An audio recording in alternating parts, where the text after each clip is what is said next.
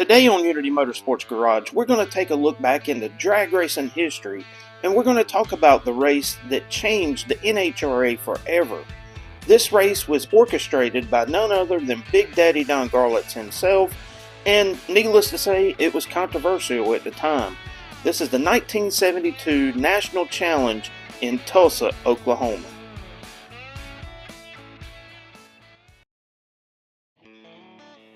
The 72 National Challenge race in Tulsa was different than any other drag race up until this point. Reason being, this was a race with the racers being against the NHRA as an organization.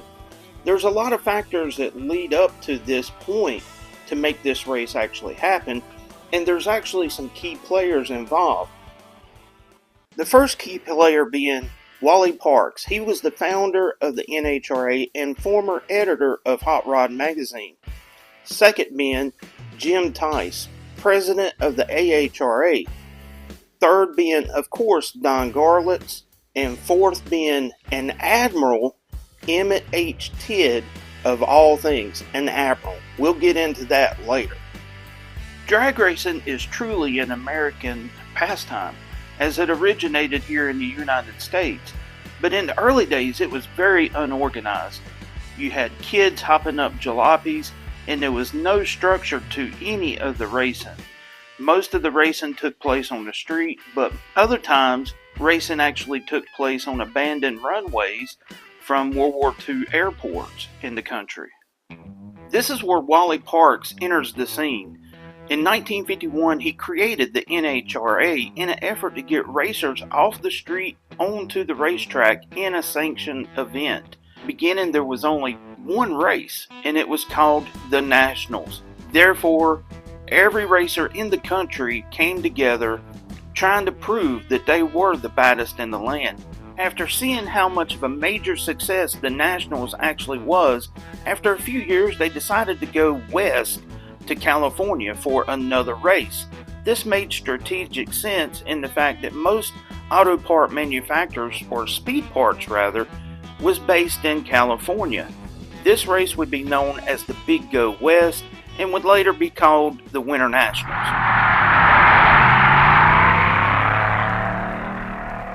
Don Martin in the twin Chevy Dragmaster trips the Crotex for an ET of 9.46 and a speed of 172.80 miles per hour.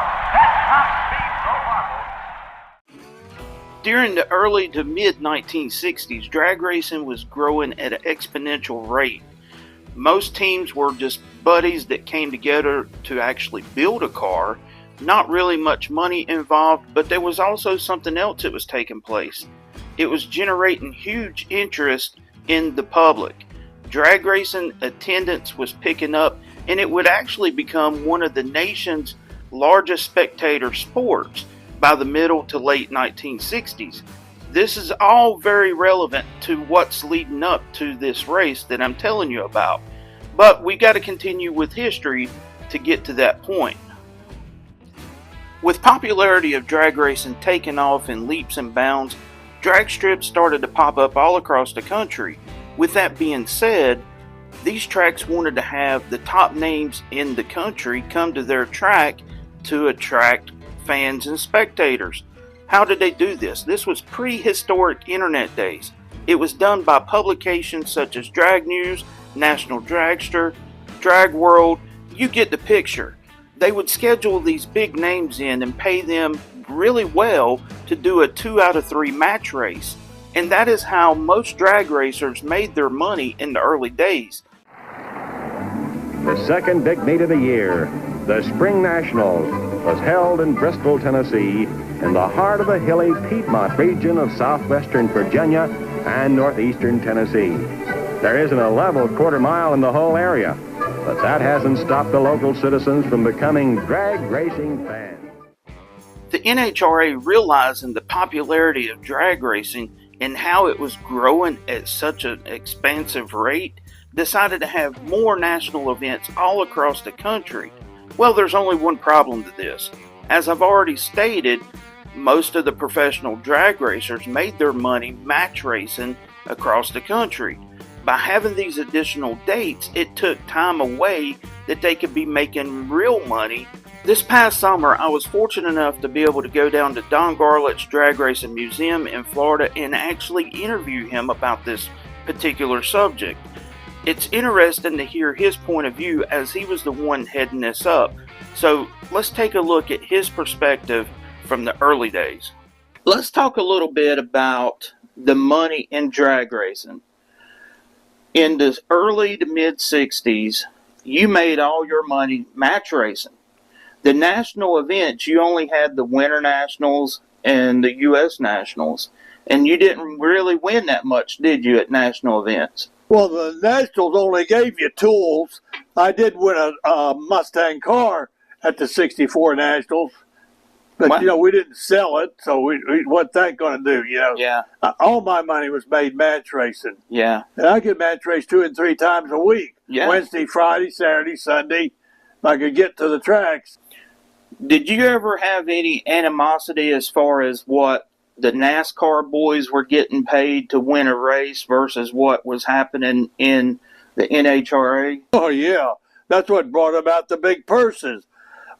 But Steve Carbone outran me at the U.S. Nationals in 1971, and his total money was $3,000. And there was 100,000 people in the stands. He should have got $25,000.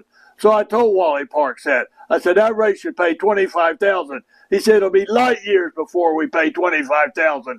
I said, no, it won't. I said, next year I'll put on a race and I'll pay $25,000 to Top Fuel, Funny Car, and Pro Stock. He said, you'll never do it. Well, we did it. The PRA and we forced was them born. to raise the purses. We ran the race 2 years, and we just made them raise the purses. And it was on the same weekend as the U.S. Nationals. Of course, right? they never forgave me for that, No. Because we put the race right on top of Indy. Yeah.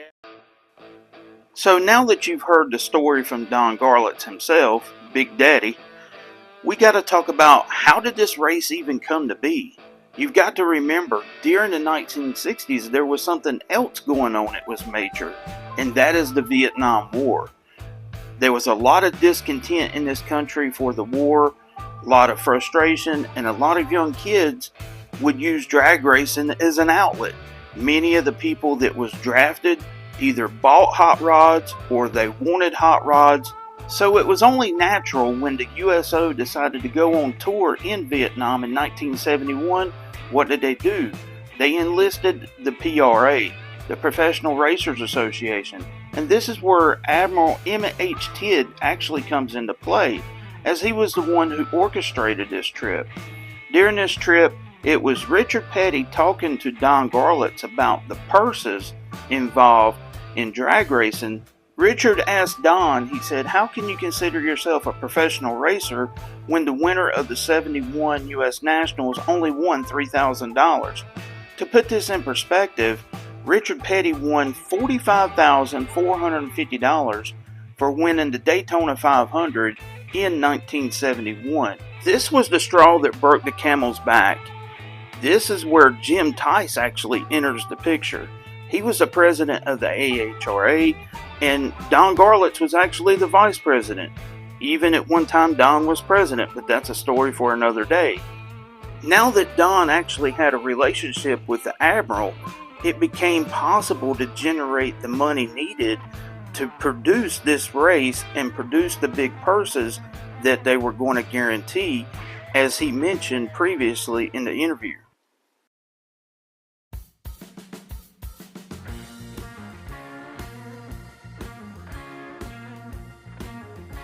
With Don securing the money from the Admiral and working with Jim Tice, then it became a challenge to figure out where this race would take place.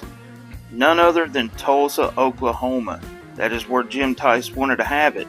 And there was problems with this. This race did not go off without a hitch because it had its problems. The first and major problem that actually took place was seating at this racetrack.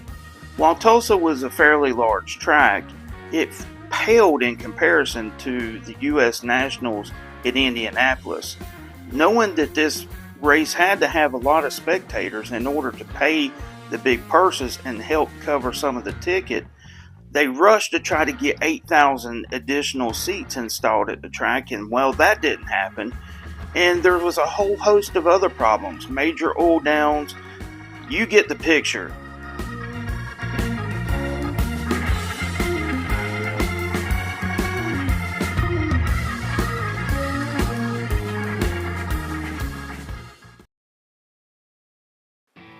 You might be asking yourself, how did this race actually turn out? I mean, after all, the PRA did pull it off.